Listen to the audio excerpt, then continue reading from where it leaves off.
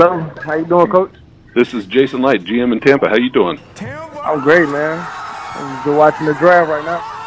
Bucs fans, my Fear the Bay Gunners. Well, welcome back to another episode of the Search Our Draft content series here on Fear the Bay. I am your host, Daniel Morales. So far, we've gone through the best fits at all positions in that defensive front seven, which is the biggest need for the Tampa Bay Buccaneers. We've hit the edge rushers, we've hit the inside linebackers, and we've hit the nose tackles, the interior defenders, the defensive tackles on the defensive line also. So today we're going to back it up a little bit and we're going to hit the defensive backfield. We're going to focus on cornerbacks today. So I'm going to give you my favorite, the best fits at the quarterback position for day number 1 of the draft, day number 2, and day number 3. So day 1, day 2, day 3, best fits at the cornerback position. And then we're going to do a 4-round mock draft using the PFF mock draft simulator. So cornerbacks, we're going to get familiar with the cornerbacks in this year's draft class if you're not too familiar with them already.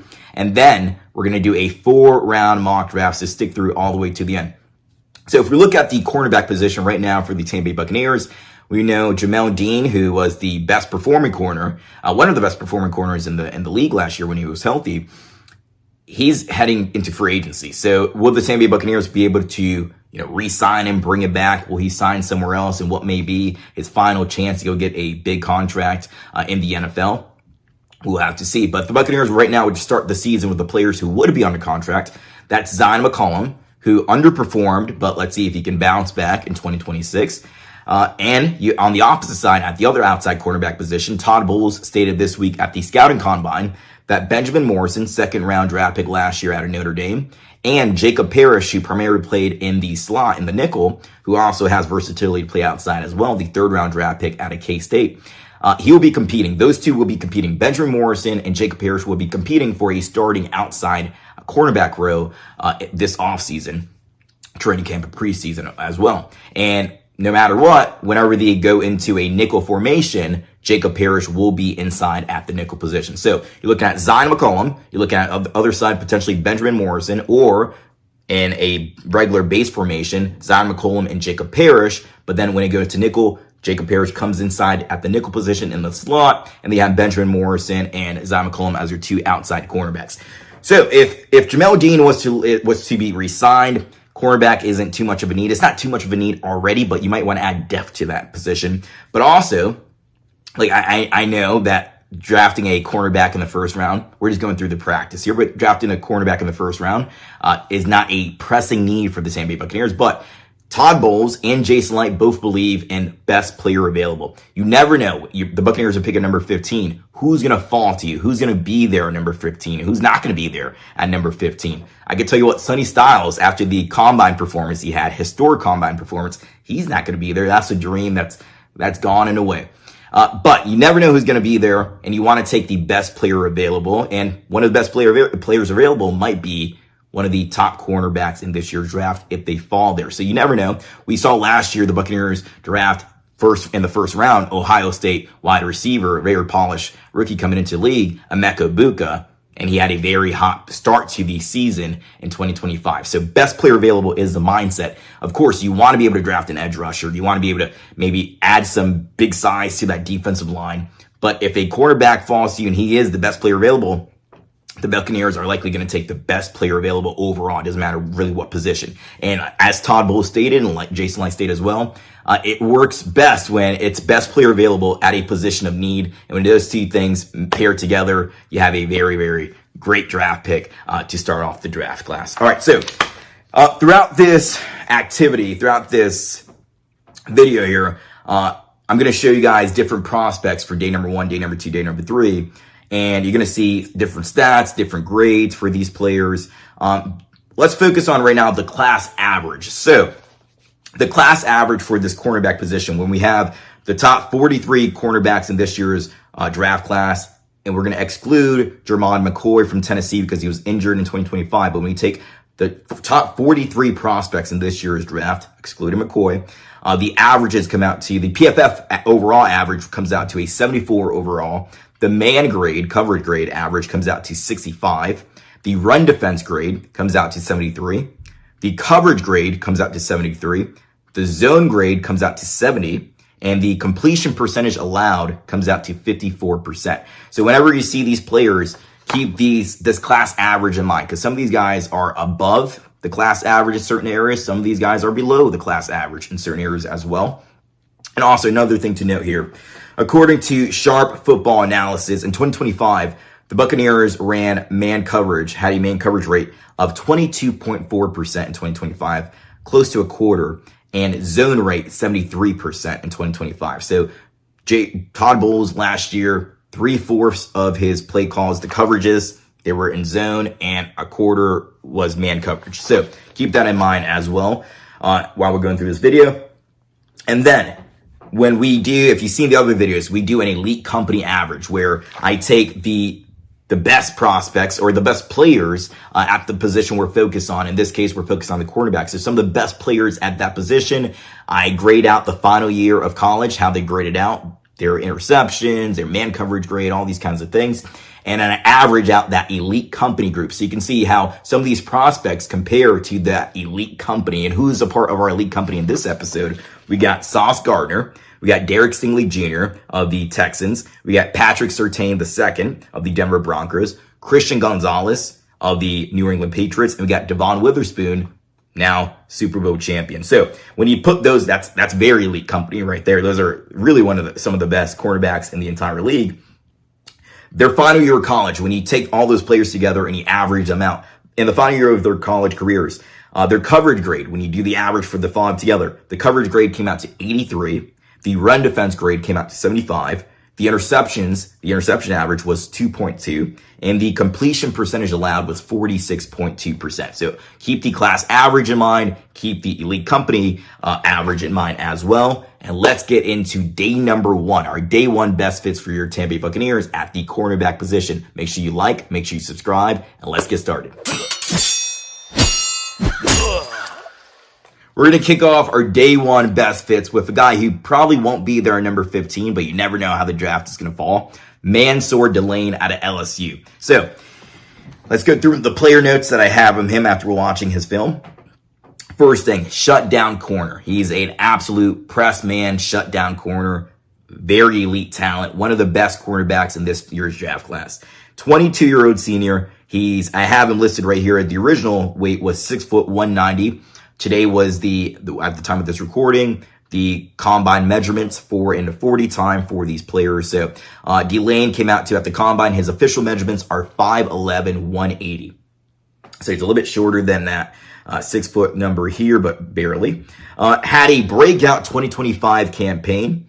He allowed 7 touchdowns and 570 receiving yards in 2024. So a very rough year in 2024, but he brought those numbers way down in 2025. In 25, Delane allowed 0 touchdowns and a total of 165 receiving yards for the entire season. So 7 touchdowns, 570 plus yards, receiving yards allowed in 2024. Brings that all the way down to sub 200 receiving yards in 2025 and 0 touchdowns allowed. He exploded this year at LSU. Really good talent. He's fully developed into a really good player. Now, obviously, these guys have more room for the development, but I'm talking about at the college level, he's grown into one of the best prospects, one of the best cornerback prospects for sure in this year's draft class. All right, so I have here, at the combine, Delane stated that he felt when he transferred to LSU in 2025, he had the talent, but it was about putting it all together, being consistent, having a short memory, and being locked in every single snap. Also, Delane claimed that he could fit any defensive scheme. He could be in a man-heavy defensive scheme, a zone-heavy defensive scheme. Remember, Buccaneers run about 3/4 zone coverage, at least last year. And it has the versatility to play anywhere in the defensive backfield, outside corner, nickel, safety. So I heard this with a few of the players. A lot of the players, they pride themselves on the ability to be very versatile. A lot of the prospects, the quarterback prospects, in their interviews at the combine, these guys, normally, like, you're really stuck on one position. You really want to play one position, but they're like, I'll play outside corner. I'll play safety, free safety, strong safety. I'll play nickel. Anywhere you want to put me, I'll be there. I'll play and I'll ball out. That's kind of the mindset these guys have. He's a physical corner. He states, I'm going to take the fight to you. The receiver is going to line up and you're going to do what I want you to do rather than the receiver dictating my game. So I'm going to be physical. I'm going to out physical you. I'm going to make sure that I push you off your route, disrupt your timing, all these kinds of things. I'm going to be more physical than the receiver, whoever that receiver may be. He has elite man coverage skills. So he can play zone, but he's an elite man coverage guy. You can see his man coverage grade is 89 and his zone coverage grade is 77 according to PFF. He's terrific and savvy. He's a terrific and savvy press man corner. Earned a man coverage grade of 89.1 in 2025. The highest graded man corner in this draft class. Really, really good. We don't know how Zyon McCollum would have done if he would have played in this year's, college football. In 2025, he was injured, but would he have outdone Mansour Delane as the best man coverage defender in this year's draft class? You can put Delane on an island and trust that he will thrive and be up to the challenge. And I continue here. I wrote, can mirror his receiver assignment and follow the receiver stride for stride, prevents easy catches and forces contested catches by crowding the route and playing through the ball while it's in the air. Solid zone coverage defender as well, with great eyes to read and react. Easy mover, looks comfortable and in control in coverage. Great top speed and on deep routes, plus closing speed to break on the football and force an incompletion. Nice ball production over the past 2 seasons, 6 interceptions and 11 pass breakups. So we're talking about a top elite. So finding a guy that does both man coverage and zone coverage is hard, like really at really good level is really hard to find as well. But finding a guy that you can trust in man coverage, this is your assignment, 101. We're going to put you on an island. Mansour Delane is one of the few guys in this year's draft class that I would feel comfortable with. Like, hey, you're going to go cover the number one wide receiver, the wide receiver one on the opposing team. We're just going to leave you there, and you're going to go 1-on-1 against this guy. Now, you want to give the guy more help throughout the entire game. You don't want to put him always on an island, but he can do it. He can go up against the best team's wide receiver, and he can keep up and he can compete. I really like what I saw out of Mansour Delane. Really impressive tape. He is part of our elite company group. So remember Devon Witherspoon and we got Sauce Gardner and all those guys that we talked about at the beginning of the show. He's part of our elite company group in 2 different areas. In his coverage grade, first off, he had a 90.7 coverage grade. 90.7. That is 7.5 points above the elite company average. Think about all the guys, Patrick Surtain, Derek Stingley Jr., Sauce Gardner, as I mentioned, Devon Witherspoon, all these guys. The five players on our elite company average, he had a 7.5 plus on top of them in terms of his coverage grade with a 90.7 coverage grade. Really good stuff there. And his completion percentage allowed. He allowed 40% of the completions targets that were thrown his way. That is 6.2% better than the elite company average. So if Mansour Delane falling to 15, I think it's unrealistic. I think it's hard to see him fall outside the top 10. I don't think he passes, for example, the LA Rams if he's still on the board when they're picking. But Mansour Delane, a really good talent. You could trust him and press man coverage to really, really try to take out and minimize the effectiveness of the opposing team's top wide receiver. Let's get to our second player and this year's day one best fits at the cornerback position. Our second day 2 corner is Jamel Dean out of Tennessee. And unfortunately, as I've alluded to throughout this episode so far, he was injured in 2025. So we didn't get to see him in 2025. He was injured with a torn ACL. So a very big injury.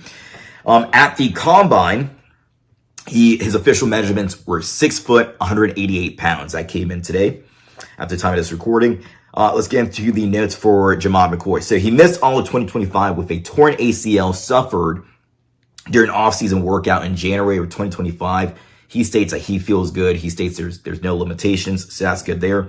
He has enough size to play outside corner in the NFL. He's a guy who's also versatile, just like Mansour Delane and some of the few players we're going to talk about today's episode. He can play inside, he can play outside, but you can trust this guy outside. He has enough size to play outside for you at the NFL level. When healthy, he is a lockdown press man corner. That's the top 2 guys, Mansour Delane, Jamel Dean. They're shut down corners. You can trust him on an island.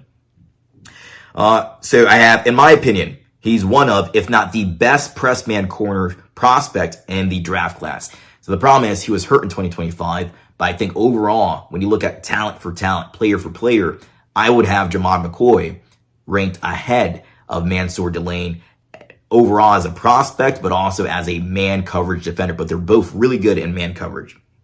You can't go wrong with either one of those two guys. So he opted to not work out at the combine. He will work out as a pro day. The scouts will be able to see and GMs will be able to see, is he fully healthy? Is he fully okay? He states there's no limitations, but are there truly no limitations? We'll see at the pro day. He has great instincts, body control, and anticipation. That stood out to me when I was watching him. Possesses solid control out of his back pedal. Terrific route awareness. It feels like he's running the route with the wide receiver at times. He has solid speed and reaction ability to recover in coverage. Is sticky like glue in man coverage. We talked about how good he is in man coverage. I have here, he earned a coverage grade of 89.6 in 2024. So really good stuff there. He allowed only 31 receptions on 62 targets in 2024 for a total of 385 receiving yards. He has 4 interceptions in 2024, 4 interceptions and 6 PBUs in the season he played, the last season he played. The question is, that I have here, do you spend your first round draft pick on a player who is coming off of a major torn ACL injury? So, do you spend your first round draft pick on a guy who's suffered a major injury? And, you don't know if are you getting the Jamel McCollum from 2024, or is he a little bit of is there a little bit of dip because of the big injury? And, he's been out of football for a whole year essentially. So there's definitely going to be rust in him. So I think his pro day is going to be really, really important. How does Jamel McCollum look out there when he's healthy? Hopefully he's fully healthy, because then you'll be able to see his hips and his movement ability. You'll be able to see him in coverage. And you'll feel assured if you're going to take him in the first round. But still, do you spend your first round draft pick on a guy who's coming off a torn ACL injury? Now, it happened in January of 2025, so over a calendar year ago, but still, it's a very big injury. I have here my final note. If he can get back healthy into his 2024 form in the NFL, he has the ability to be a top tier NFL corner. I think he'd be a top 5 or a top 7 NFL corner. Really good stuff out of him. Real good prospect. But it's just that torn ACL injury is what, can give if I was a GM, I would have a bit of hesitation. I don't know if I would take him with the first round draft pick, just knowing that he's coming off that torn ACL injury. Now, the Buccaneers have taken guys who have been injured before, for example, Jamel Dean, but they drafted him in the 3rd round, not a first round draft pick. So let's get to our final day 1 best fit at the cornerback position. If you want to talk about an explosive cornerback, Zyon McCollum is your guy. Small, but explosive and bold. All right, Zyon McCollum out of Clemson had an 84 PFF grade in 2025, 9 forced incompletions. He allowed a 56.9% completion percentage. Would like that a little bit lower. He had a little bit of a down year, but not too much of a down year overall. The entire Clemson defense, that was kind of the issue, that all of them kind of had a little bit of a dip, a little bit of a downer year. But let's get into our notes here for Zyon McCollum. So Zyon McCollum, a small, feisty corner. So he was originally listed as 5'11", 180. At the combine, we got the official measurements, and he's actually an inch shorter. He's 5'10", but a little bit heavier, 186. So you like to see a little bit more size on him in terms of the weight. You don't want him to be too small, especially with what he might have to do inside at the nickel in the NFL. So he's the brother of Falcons starting cornerback A.J. Terrell. So if that last name sounds familiar, he's the brother of A.J. Terrell. He's only 21 years old. He turned 21 on January 11th. So you're getting a very young player in Zyon McCollum, with many more years ahead of him and much more room for improvement, but he's already a solid prospect coming out of Clemson. All right, so he has inside and outside versatility, but was primarily used as an outside cornerback at Clemson. Terrell stated at the combine that he feels comfortable playing outside and inside. He plays tight in coverage, doesn't allow for the wide receiver to gain much separation on routes. Patient in coverage, great pre-snap and post-snap route awareness here. I have sound in his technique with fluid hips, unafraid to jump routes, to attempt to pick off the ball or cause a pass breakup. Very effective, and may I say elite as a DB blitzer versus the pass and the run.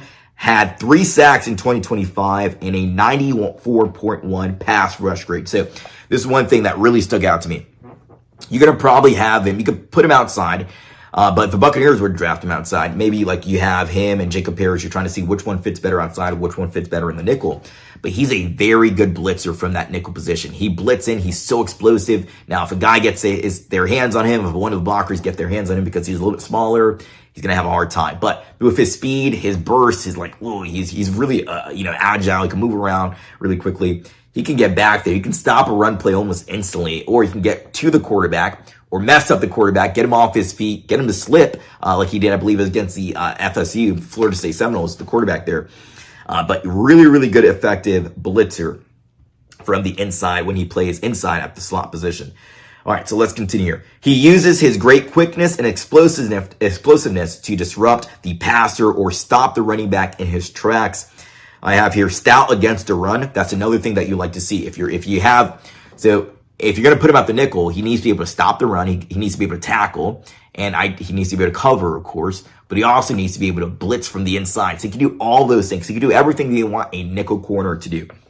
So again, stout against the run, had a run defense grade of 90.7 in 2024 and 85.2 in 2025. A little bit of a dip there, but not too much. Still a really solid grade, really solid mark there for him. Possesses a knack for knocking the football loose. That's something that really impressed me. So he has a great rip move to force the ball out of the ball carrier's hands. Terrell forced, listen to this number here.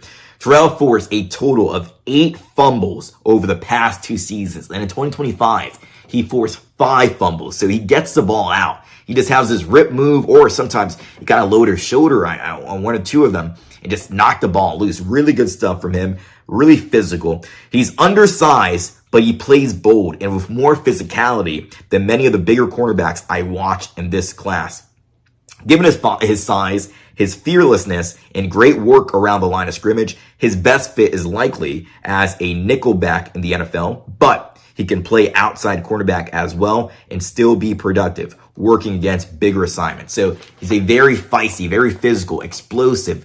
He's a very good corner. Now, he didn't run at the combine. He's going to run on his pro day, so we will see his official speed.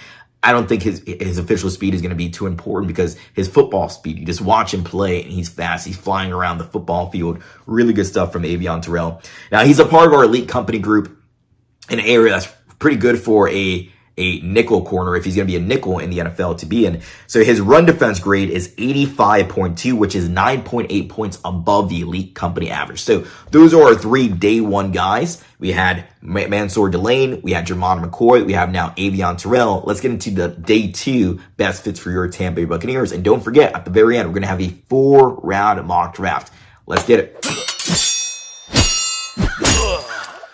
So some of these guys I'm going to talk about, like, for example, the first one, Keith Abney, the second, they could slip into the bottom of the first round, but I think second round is probably more realistic, but we'll see as we get closer to the draft. But I've seen Keith Abney sometimes be mocked in the late first round, but most times second round draft pick. So he is a cornerback out of ASU, Arizona State University. At the combine, we got his official measurements. Now, he was listed as at 6 foot 190. The official measurements come in at 5'10", 187, so a little bit shorter than originally marked as.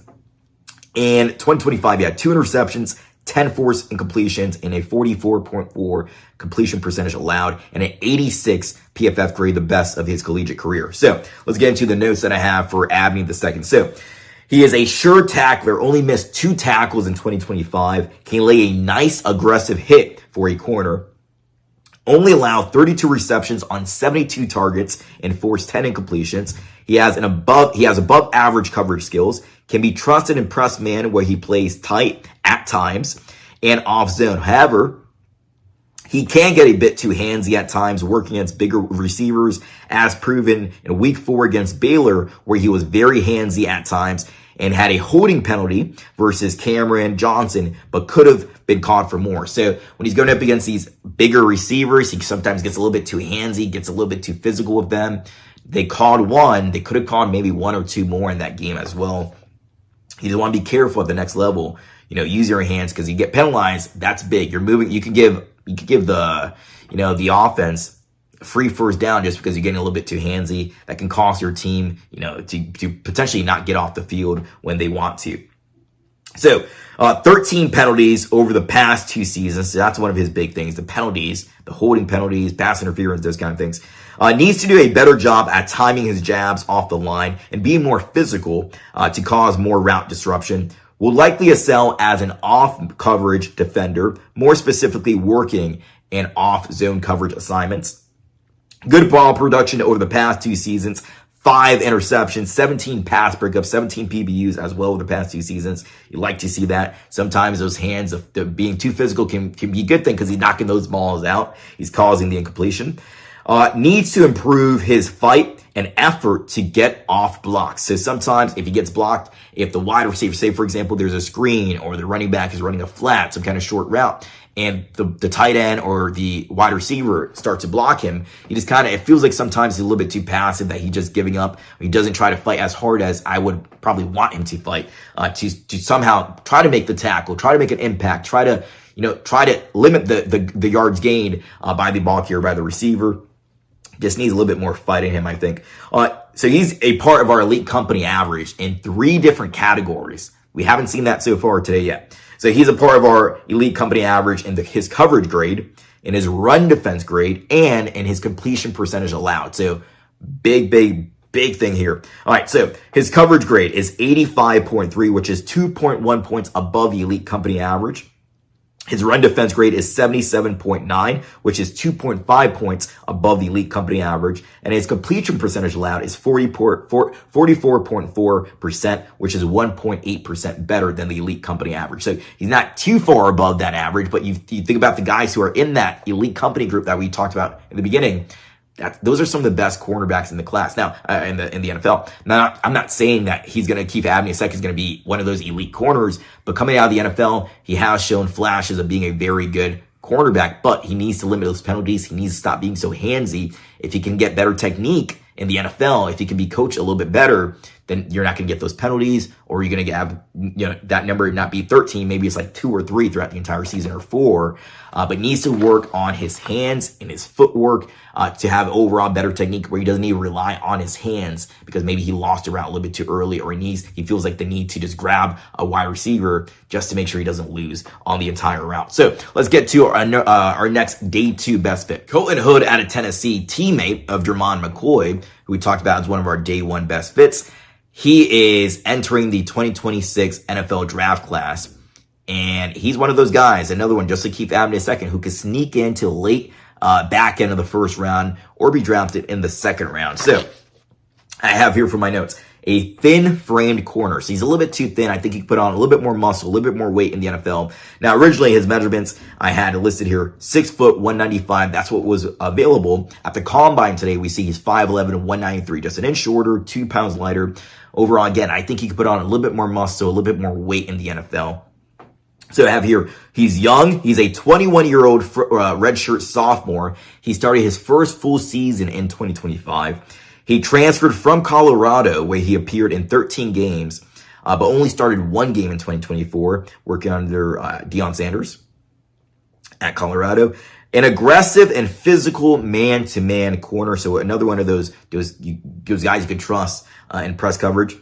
Does not lack confidence. He claimed at the scouting combine that he's the best corner in the class and has yet to play his best ball yet. So he acknowledges that he only has one year of experience under his belt, but he feels like he's better than all the rest of the guys. So that's a common thing. You're never going to hear a guy say like, oh, I feel like I'm the second best corner of this class or the third best corner of the class. I wouldn't want a player who's saying that also. So Colton Hood, he's not the best cornerback in this class. Maybe he develops to be the best cornerback in this class, but right now he's not the best corner, but he has the confidence to say that he is the best corner. And he is right in the fact that his best ball is probably ahead of him because he doesn't have much playing experience overall. So I have your sticky in coverage, does a great job staying in the wide receiver's hip pocket while playing press man, has solid speed to stick with his receiving assignments in crossing routes and down the field. So I believe his official 40 time came out to 4.44, which is pretty solid overall. He had a pretty solid 40 time. He can stick with these guys. When I see him, these guys running mesh routes, cross routes around the middle of the field, across the sideline. When I see him going deep, he's staying with these guys. He's staying like basically foot, stride for stride with these guys for the most part. One of the better man coverage defenders in the draft class. Active hands. He's an adequate tackler I have here, meaning he can improve. Adequate tackler. He's okay, but room for continued development. He had an 83.4 tackle grade in 2025, but I feel like he could get better. He had 11 missed tackles in 2024, but he brought that missed tackle number down to 4 in 2025. So he is showing improvement, but he still, I believe, needs to get better as a tackler. Hood at the Senior Bowl claimed that he's a willing tackler, but knows he has to improve his form when tackling the ball carrier. Overall, he's one of the best and most impressive man coverage defenders in the quarterback class who comes with only 1 full year of starting experience. But if you're going to take him in the second round, that's a good, overall pick, I believe. If you're taking Courtland Hood in the second round, only 1 year of experience, but he showed a lot in that 1 full year of experience. Now, it's not his fault that he didn't get to start in Colorado. Maybe he could have, played better in practice or whatever that may be. I don't know the circumstances there. But it was 1 year with Jamel McCollum injured, torn ACL. He plays a full season. He did pretty good for himself. All right, let's get to our next guy. Our next guy is going to be the first real true nickel corner that we're going to talk about here today, and that is Keontae Scott from Miami. So, he was originally listed here as 6 foot 194. I have here he's a physical and aggressive nickel corner. The official numbers came in today. He's 5'11", 193. So just about basically the same as we expected, but 1 inch shorter, 1 pound lighter. Okay. All right, so let's continue here. Scott is 24 years old and will be 25 by the start of the regular season. So I believe in August he turns 25 years old. He's an older prospect like his teammate, Akeem Messidor. Now, I have here about a note here that I heard from Daniel Jeremiah. So Daniel Jeremiah, veteran at this scouting combine, at scouting guys, one of the guys I've listened to growing up.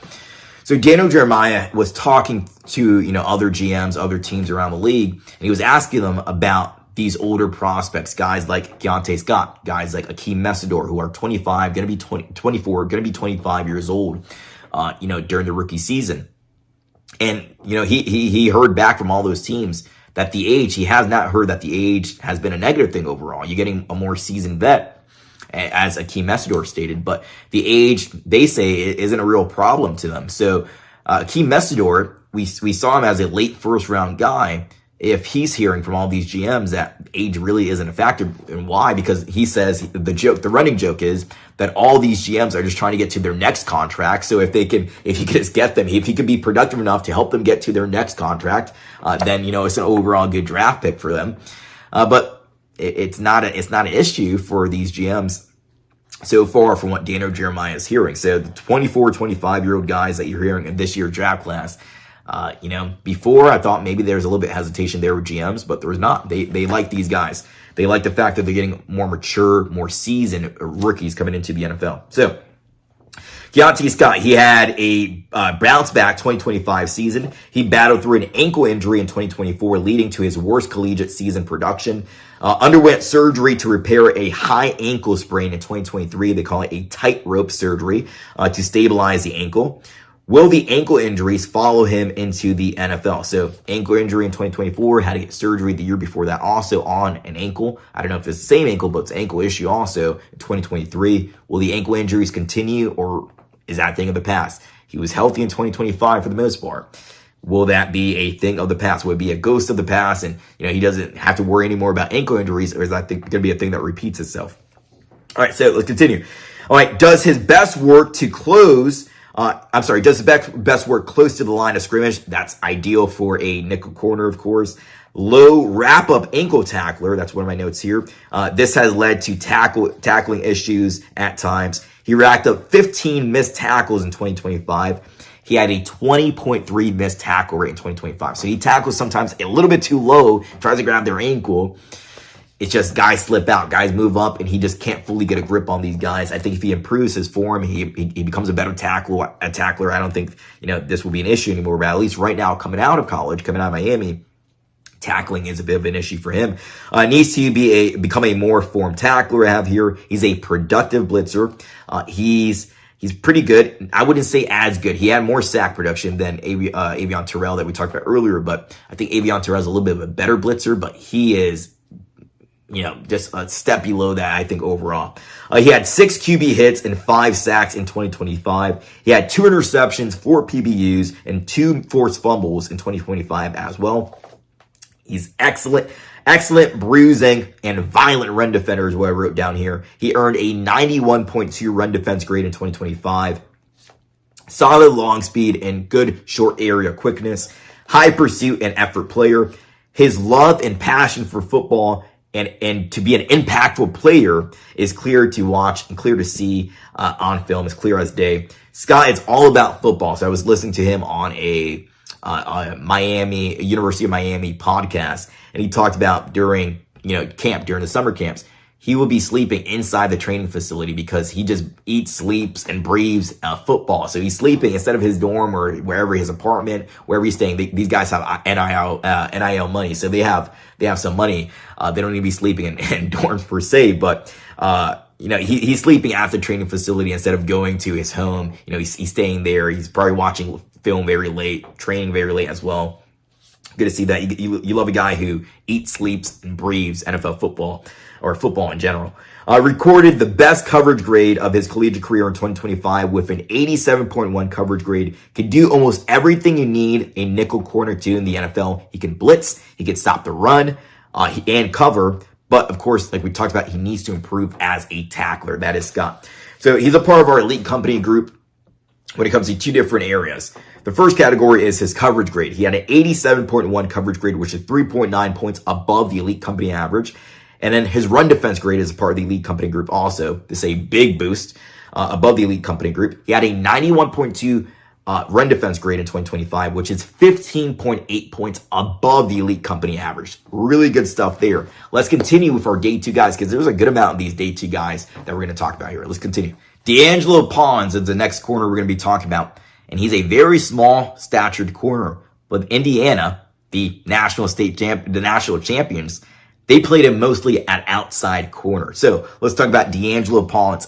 He's electric. He's explosive. He was one of the most fun guys to watch in this year's cornerback draft class. Let's get to him here. So he's a little bit of a smaller corner. So originally, he was listed at 5'9", 173. Official measurements came in. He's a little bit smaller than that. He's 5'8", 182. So he's a smaller corner. So I don't think he can survive at outside corner in the NFL. But he had I believe a 43.5 vertical jump at the combine, which was 4th best all time for cornerbacks. So he has elite hops. He's very small, but he has elite hops. He reminds me kind of like a Brent Grimes. Smaller corner. You trust him outside. He could play man coverage as well. But he had elite upside, like ups. He could leap up, and it felt like he could leap out of the building. He could leap out of the stadium. He was able to keep up with Megatron. Remember that insane pick that Brent Grimes had when he played for the Miami Dolphins? But he's smaller corner, great speed, great leaping ability. So, he can keep up with some bigger assignments as well. All right, so let's continue here. Small, speedy cornerback. Even with his lack of size, Pons played primarily, almost exclusively outside cornerback at Indiana. Over the past 3 years, he had 1,891 snaps at outside cornerback and only 28 snaps from the slot. So they trusted him almost exclusively at outside corner. Will likely play nickel corner, however, as I mentioned. Has Jacob Parrish's versatility ability, meaning he can play inside, he can play outside. Tremendous twitch and explosiveness. Has the speed to stick with almost any wide receiver down the field. Great coverage skills. Never had a coverage grade below 85 for a single season. Can play press man coverage, off zone coverage, but he's better in zone, however. What I wrote down here, he has shorter arms, which can cause problems in the NFL when he attempts to disengage from blocks during screens or run plays. So again, if a guy gets, kind of like we talked about earlier, Avion Terrell, if one of the blockers get their hands on D'Angelo Pons, very small stature cornerback, he's probably done for. But with his speed, his explosiveness, his twitch, his ideally you want to get around the blocker, not even get touched. You want to go past the blocker, don't get touched at all. Let's continue here. So, Working as a nickel corner in the NFL, he would need to win blitzes with his short area quickness and avoid being touched by blockers, as I mentioned. Solid open field tackler, only had 2. He's 5'8", but he only had 2 missed tackles in 2025. Can lower his shoulder and lay a hit. He's very physical as well. Had a hit on Miami tight end Alfredo Roberts, which is 6'3", 239 in the third quarter of the national championship that forced the incompletion out of the tight end's hands. Does a great job reading and reacting around the line of scrimmage. Ideal for a nickel corner again. Can make an impact on special teams as well. This impressed me also watching his film. He blocked a punt with his speed off the edge versus Michigan State in week number 8. And he did the same thing before that in week number 4 versus Illinois. He came off the edge. He blocked the punt. He picked up the ball and ran it for a touchdown. So he can make an impact on defense and special teams as well. And his impact turns into points on special teams. So good stuff there from him. So for D'Angelo Pawns, he meets our elite company average in 2 separate categories. First one, coverage grade. 89.5 coverage grade, which is 6.2 points above the elite company average. Run defense grade, really important for a nickel also. 86 run defense grade, which is 10.6 points above the elite company average. We have one more day 2 guide to get to before we get to our day 3 best fits. Let's continue. Chris Johnson out of San Diego State, smaller school, but his coverage ability is, I don't want to say elite, but close to elite. Okay, he's really, really good in terms of his coverage ability. So he had 4 interceptions in 2025, 8 forced incompletions, a 92 overall PFF grade, a 92 coverage grade also. So really good stuff from him there. The official measurements came back from him. For him, he's 6 foot 193, so good size, play outside corner. Let's go through my notes here.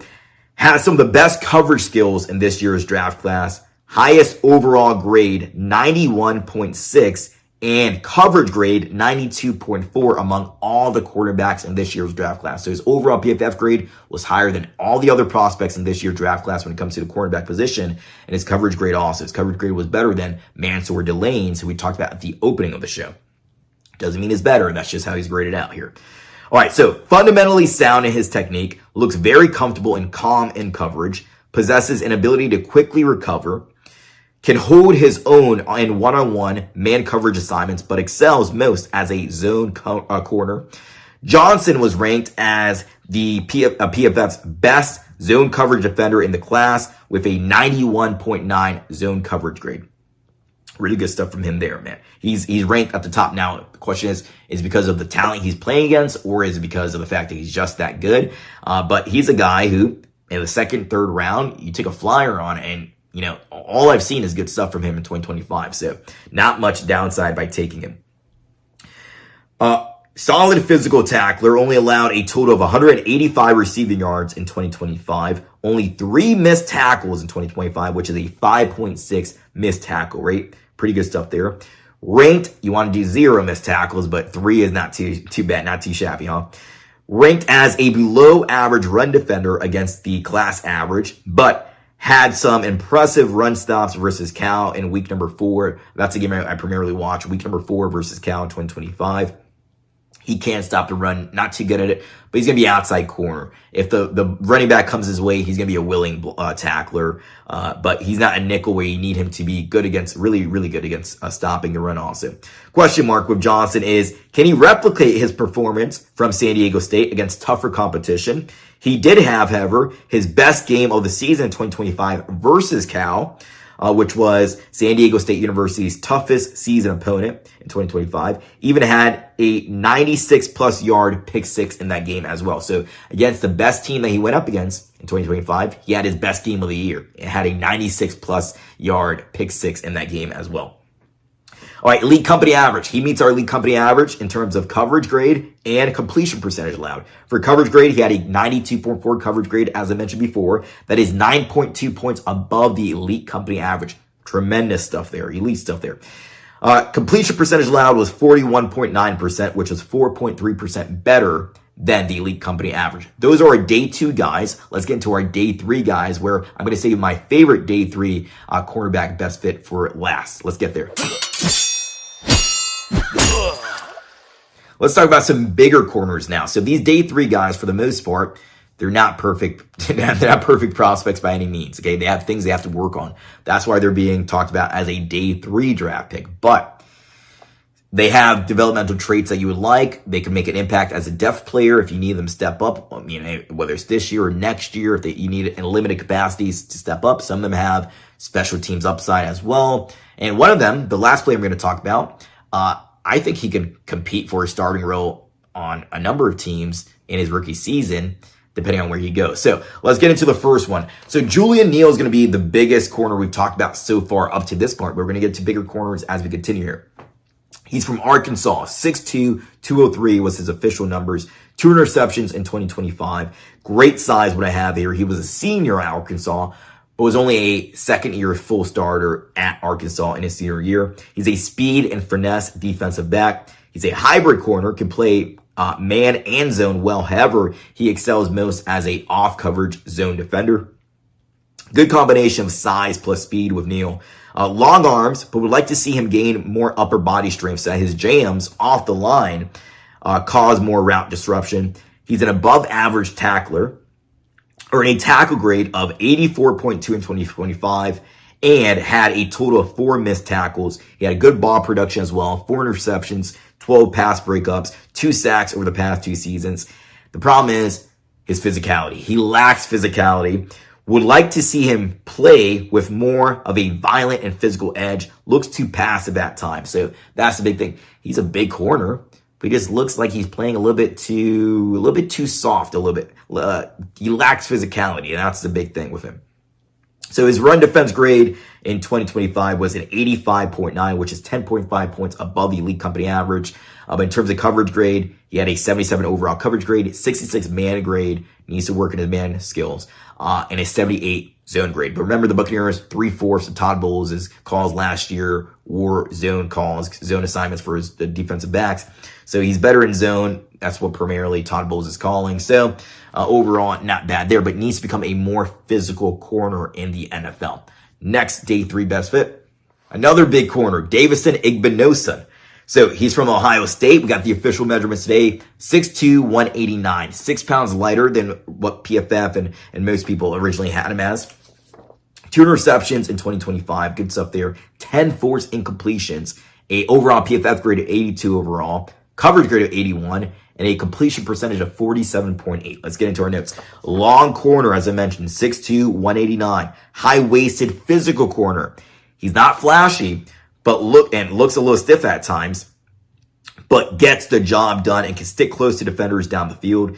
Does great work near the line of scrimmage versus a short pass game and defending the run. He's a willing tackler, but needs to improve in this area. He had 8 missed tackles in 2025, and this is a big number. He had 26 missed tackles total over the past 4 years in college.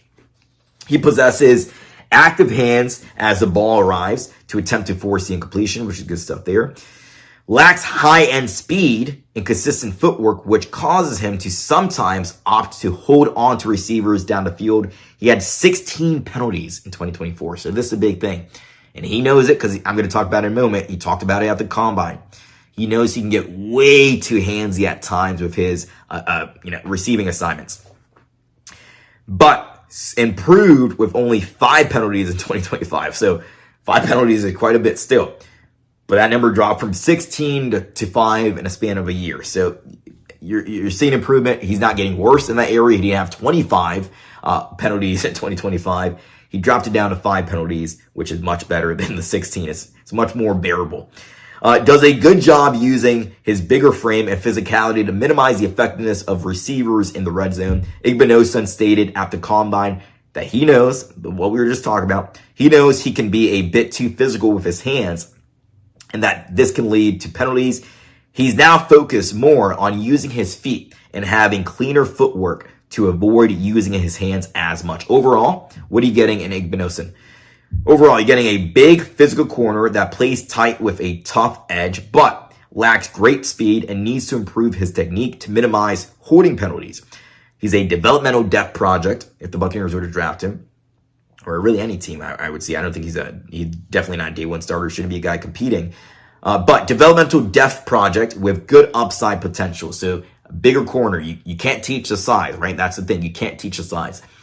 But he's showing you that he can cover, just needs to stop being so handsy. And as he mentioned himself, he needs to have better footwork. And if he can do that, not his rookie year, but maybe year 2, year 3, he could be a guy who competes for a starting role. But if you need him in a pinch, if you need him to be out there because of injuries, you can trust him as a rookie, but just know there might be some holding penalties along the way. So his run defense grade as a part of our elite company average is an 81.7 elite run defense grade. That is 6.3 points above the elite company average. Let's get to our next guy. Our next corner is the longest corner that we're going to talk about here, the tallest corner we're going to be talking about here. That's Ephesians Prysock from Washington. And his official measurements came in. He was originally listed as 6'4", 6'3", 196. Still a very, very tall corner, very tall framed also. So his RAS score just came in at the time of this recording. Tremendous stuff. So at the combine, he performed really quite well. He has a 9.90 out of 10 RAS score. Really good stuff there. Let's continue through some of this here. From a size grade, great size grade, all green there. His weight, a little bit light for his size, 196. But speed grade, great. They rate that as great also. His 10-yard, his 20-yard splits, and his 40-yard dash. His 40-yard dash was 4.45, which was ranked as great for his size. Vertical was 39 inches, which is also ranked great for his size there. So really good stuff. This ranks him as, this 9.90 RAS score ranks him as the 29th out of 2,779 cornerbacks from 1987 to 2026. Wow. Okay, so big stuff there. Now it says pending agilities and bench splits projected. So not the final RAS score for him, but so far really good stuff from him there. So you see the athleticism there, you see the speed, you see the hand, the size, everything is pretty nice for he's a guy who needs to develop, but for a day 3 draft pick, this size, again, you cannot teach the size. You can't coach the size. It's kind of like the idea why the Buccaneers brought in Desmond Watson. That size, you just can't teach.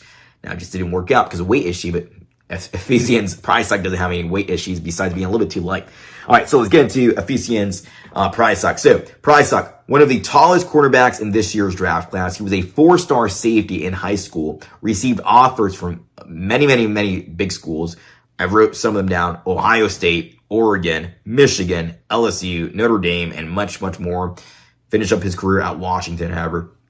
He fights through blocks to attempt to make the tackle versus the run, screens, and short passing game. He's a solid run defender as well. Has earned an 81 plus run defense grade over each of the past 2 seasons. He needs to improve his route anticipation skills in breaking on the route, especially when working against the short passing game while watching. Now, the main game I watched of his was versus Ohio State because he had to be lined up against Jeremiah Smith, one of the better, if not one of the best, wide receivers in college football.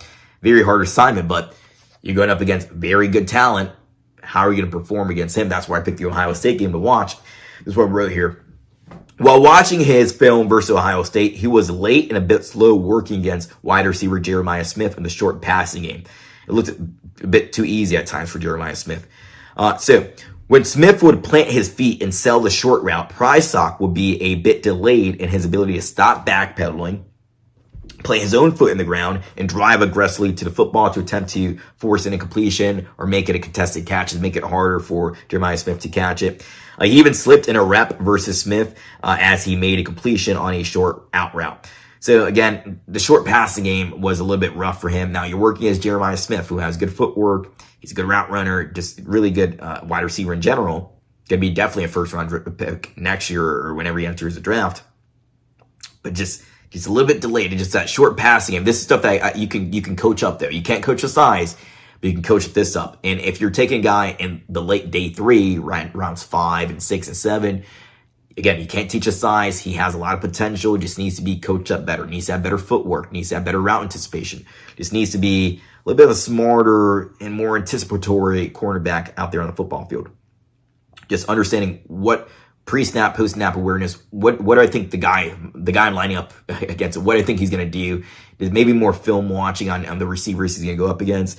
and overall better coaching, of course, as well. Will likely excel most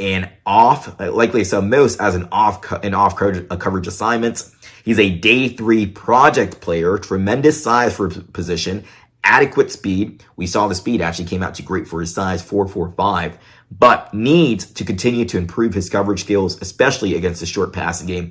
His run defense grade was a part of that elite company average, 82.3, which is 6.9 points above the elite company average. Now, let's get to our final day 3 best fit, and it's my favorite day 3 best fit on all these guys because I think he is a diamond in the rough. Let's get there now. If you play Madden and you play Madden franchise mode, when you draft guys, sometimes, you draft a guy and it's blue and it says hidden development trait. And it could be you draft a guy in the 5th round. It's what? Hidden development trait? You found essentially a diamond in the rough. You found a very good player later in the draft. And Andre Fuller out of Toledo, he's one of the guys that I have labeled as one of those hidden development guys, one of those hidden gem guys. I really liked watching his film. Really impressive stuff from him out of Toledo. I wrote here my first note. He could be a day 3 steal for any team that drafts him. If I'm the Buccaneers, I'm drafting him. I liked last week with the interior defensive lineman, Landon Robinson, at late in day 3. And Andre Fuller also. Those late 2 day 3 guys can be really, really solid draft picks for the Buccaneers if they go that route. So, Andre Fuller out of Toledo, 6'1", 200 pounds, the official measurements for the combine. Good sized cornerback. Missed all of 2024 with a core muscle injury he suffered in camp. Returned in 2025, stayed healthy, played in 13 games. He's a strong physical cornerback. He excels most in man coverage, solid press man and off man coverage corner. Has had 9 pass breakups and allowed a total of 259 receiving yards in 2025. He has above average speed as well that allows him to stick close to receivers throughout the field. Can be physically dominant in contested catch situations, especially against high 50-50 balls. He's a willing and committed tackler is what I wrote down here.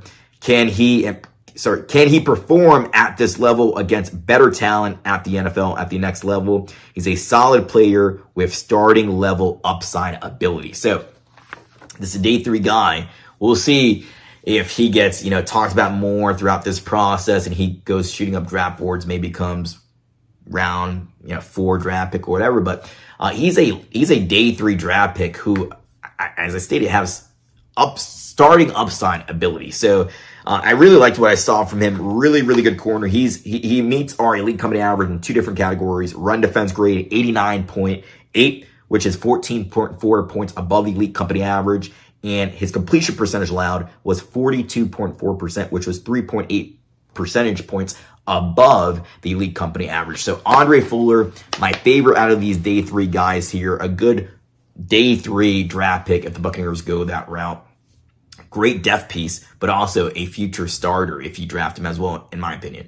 All right, so now let's get to the 4-round mock draft. If you have not done so already, thank you guys for watching so far, already continuing to watch the entire episode. But if you have not done so already, please like and subscribe. And let's get now to our 4-round mock draft, the biggest mock draft we've done so far. We got the 4-round PFF mock draft simulator here fired up, ready to go. Buccaneers picking, of course, number 15th overall in the first round. Let's see how this board is going to fall. I'm excited here. All right, so we talked about the corners today. Mansour Delane falls to the New Orleans Saints. We have Jermon McCoy coming up the torn ACL, goes to Miami. They need cornerback help. If he was there, if anyone of those 2 corners were there, I would see the Rams taking them at number 13. We have Ruben Bain going 2nd overall. Jeremiah Love, really good talent, goes to the Arizona Cardinals. Sonny Styles, generational combine performance by him, really good there. David Bailey falls to Washington, number 7. All right, so who's available for the Buccaneers? Cassius Howe's available, and Akeem Messidor at the edge rush position. Whoa. This is not going to happen. I do not see this happening, but Arvell Reese is going to be there at number 15. This is definitely not going to happen. He ran a 4.47 40. This definitely is not going to happen. So for the sake of realism, I'm not going to take him. Plus, right now, Cassius Howell and Akeem Messidor are more polished products right now than Arvell Reese at the edge rush position. Because remember, Arvell Reese, he's an off-ball linebacker at Ohio State, playing with Matt Patricia, who's calling the plays. And he's not a natural pass rusher. This is not his thing. He's a hybrid guy. He can play both. And NFL teams are most likely to have him as a pass rusher off the edge. But he's a very raw talent, but he's extremely athletic. But for the sake of just realism, we're not going to go with him.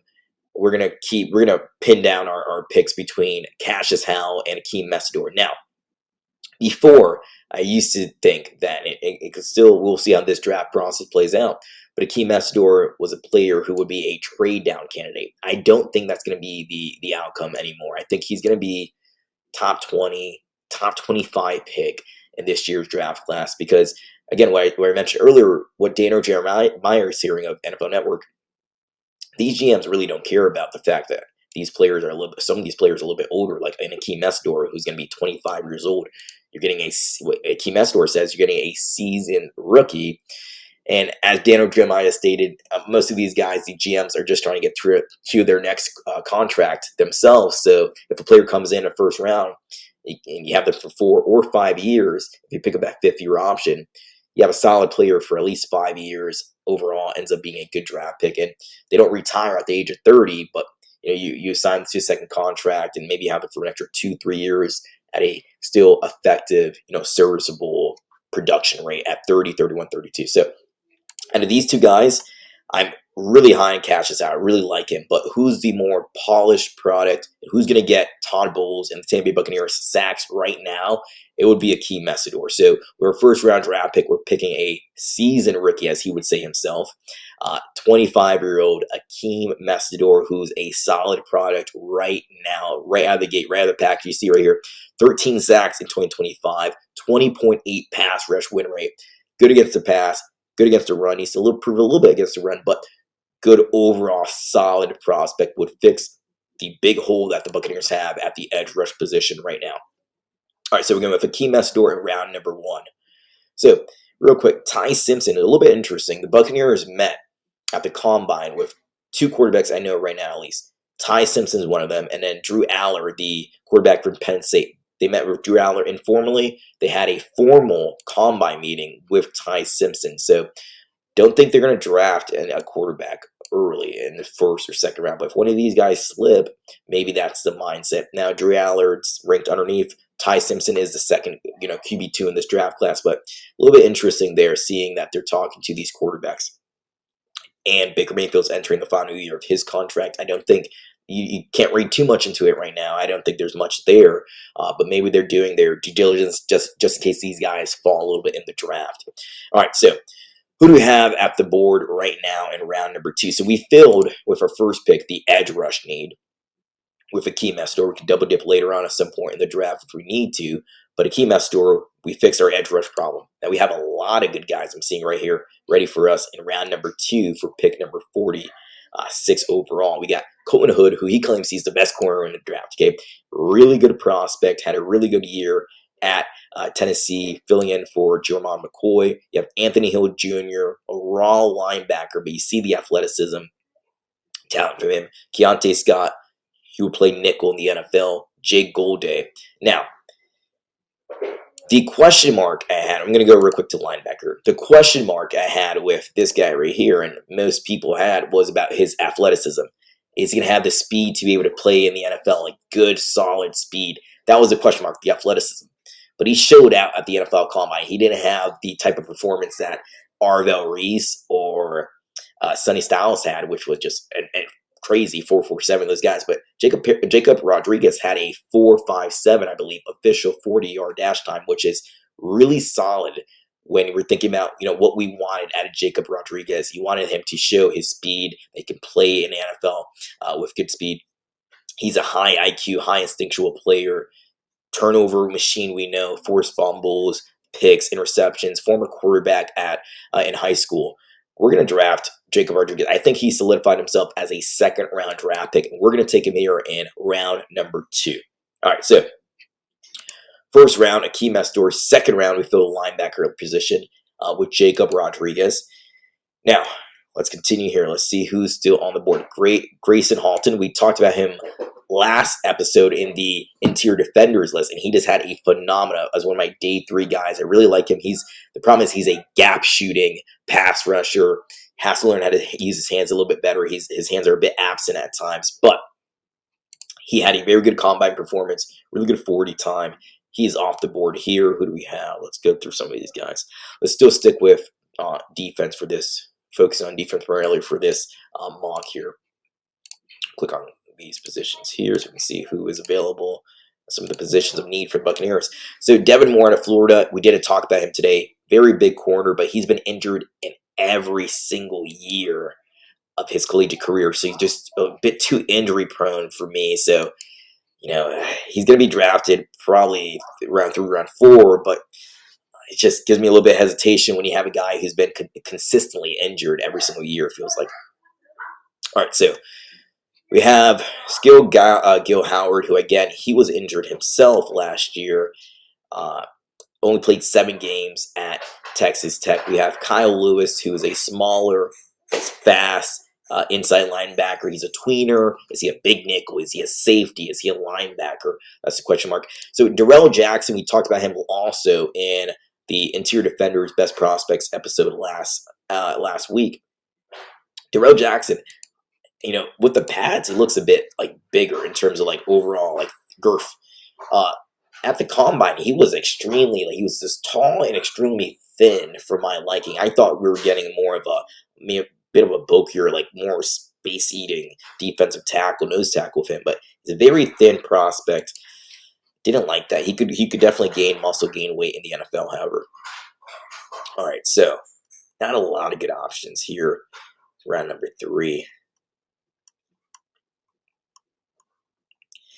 Now, the only guy I'm going to really feel confident with taking here, we can go Terrion York, too. I like Terrion York as well, inside linebacker. Kyle Lewis, it's just, how would Todd Bowles use him in his... This isn't a pick that I'm fully on board with right now. I think they need more of a truer inside linebacker to continue to add to that room.